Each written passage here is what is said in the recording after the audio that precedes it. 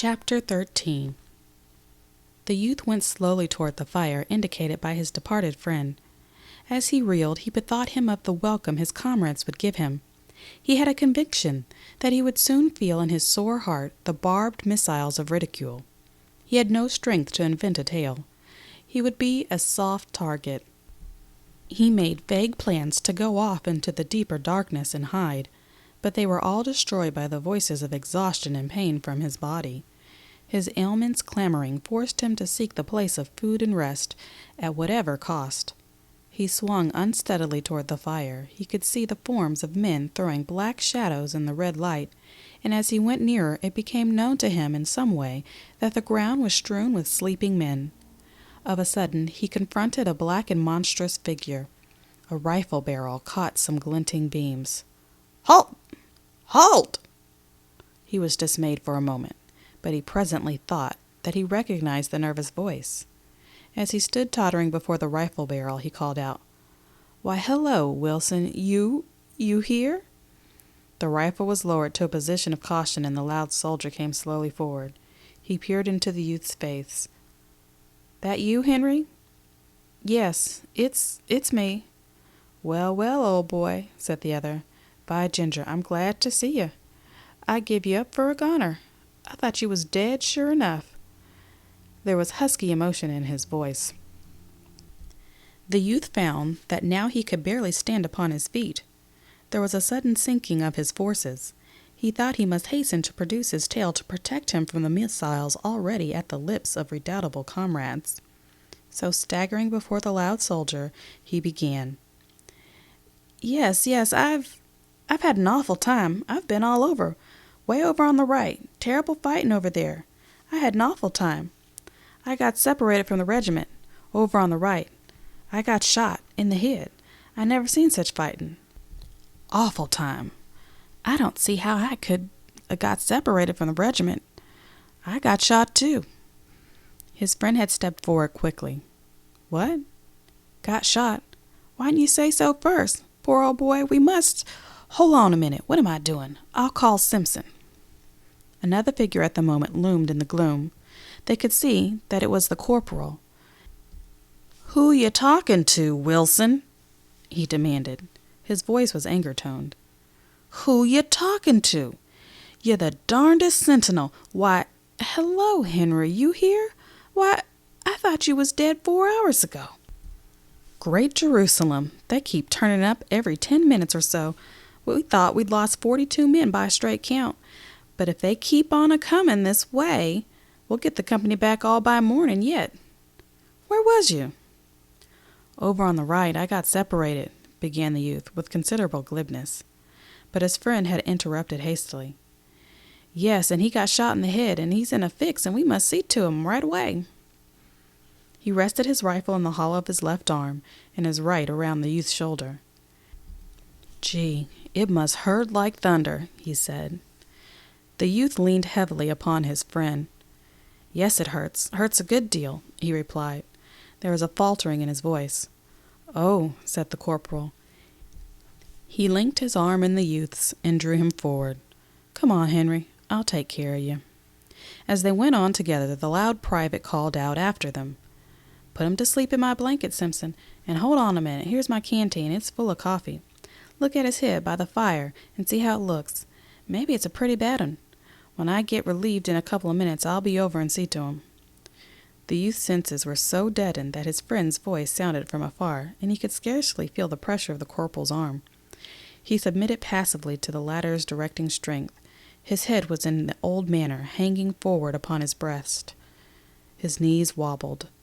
The corporal led him into the glare of the fire. "Now, Henry," he said, "let's have a look at your old head." The youth sat down obediently, and the corporal, laying aside his rifle, began to fumble in the bushy hair of his comrade. He was obliged to turn the other's head so that the full flush of the firelight would beam upon it. He puckered his mouth with a critical air.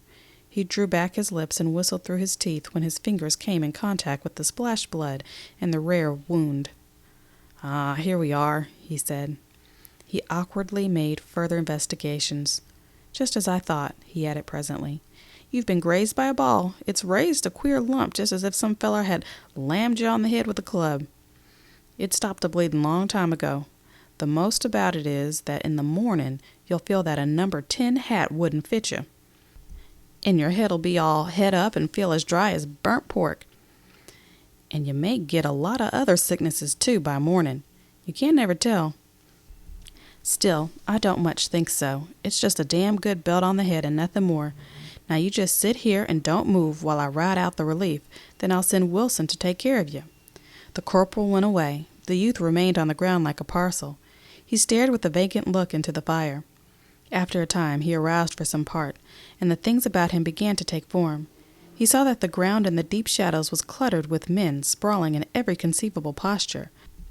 Glancing narrowly into the more distant darkness, he caught occasional glimpses of visages that loomed pallid and ghostly, lit with a phosphorescent glow. These faces expressed in their lines the deep stupor of the tired soldiers. They made them appear like men drunk with wine. This bit of forest might have appeared to an ethereal wanderer as a scene of the result of some frightful debauch.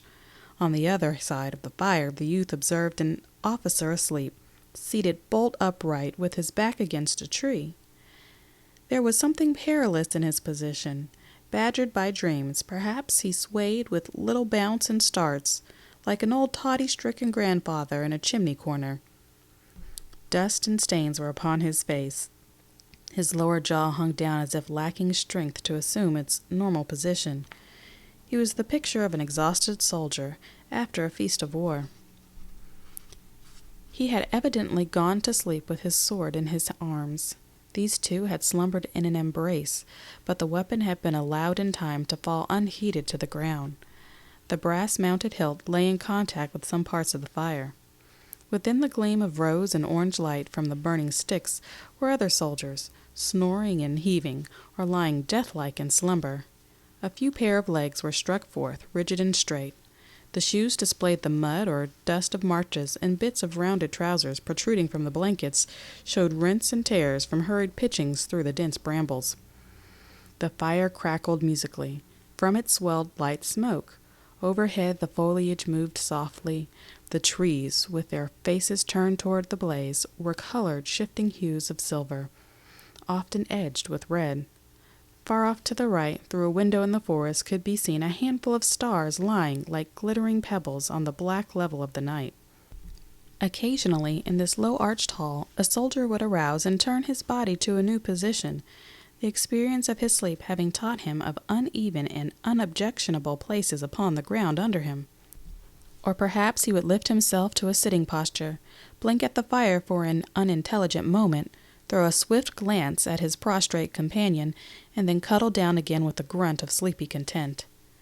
The youth sat in a forlorn heap until his friend, the loud young soldier, came sweeping 2 cantoons by their light strings. "Well now, Henry, old boy," said the latter, "we'll have you fixed up in just about a minute." He had the bustling ways of an amateur nurse. He fussed around the fire and stirred the sticks to brilliant exertions. He made the patient drink largely from the canteen that contained the coffee. It was to the youth a delicious draught. He tilted his head afar back and held the canteen long to his lips. The cool mixture went caressingly down his blistered throat. Having finished, he sighed with comfortable delight. The loud young soldier watched his comrade with an air of satisfaction. He later produced an extensive handkerchief from his pocket. He folded it into a manner of bandage and soused water from the other canteen upon the middle of it. This crude arrangement he bound over the youth's head, tying the ends in a queer knot at the back of the neck. "There," he said, moving off and surveying his deed. "You look like the devil, but I bet you feel better." The youth contemplated his friend with grateful eyes. Upon his aching and swelling head the cold cloth was like a tender woman's hand. "You don't holler nor say nothin'," remarked his friend approvingly. "I know I'm a blacksmith at taking care of sick folks, and you never squeaked. You're a good un, Henry. Most of 'em would have been in the hospital long ago. Shot in the head ain't foolin' business." The youth made no reply, but began to fumble with the buttons of his jacket. "Well, come now," continued his friend. "Come on. I must put you to bed and see that you get a good night's rest." The other got carefully erect, and the loud young soldier led him among the sleeping forms lying in groups and rows. Presently he stood and picked up his blankets. He spread the rubber one upon the ground, and then placed the woolen one about the youth's shoulders. "There now," he said. "Lay down and get some sleep." The youth, with his manner of dog-like obedience, got carefully down like a crone stooping. He stretched out with a murmur of relief and comfort. The ground felt like the softest couch. But of a sudden he ejaculated, "Hold on a minute. Where are you going to sleep?" His friend waved his hand impatiently. "Right down there by you." "Well, but hold on a minute," continued the youth. "What you going to sleep in? I've got your—" The loud young soldier snarled. "Shut up and go to sleep. Don't be making a damn fool of yourself," he said severely. After the reproof, the youth said no more. An exquisite drowsiness had spread through him. The warm comfort of the blanket enveloped him, and made a gentle languor. His head fell forward in his crooked arm, and his weighted lids went slowly down his eyes. Hearing a splatter of musketry from the distance, he wondered indifferently if those men sometimes slept. He gave a long sigh, snuggled down into his blanket, and in a moment was like his comrades.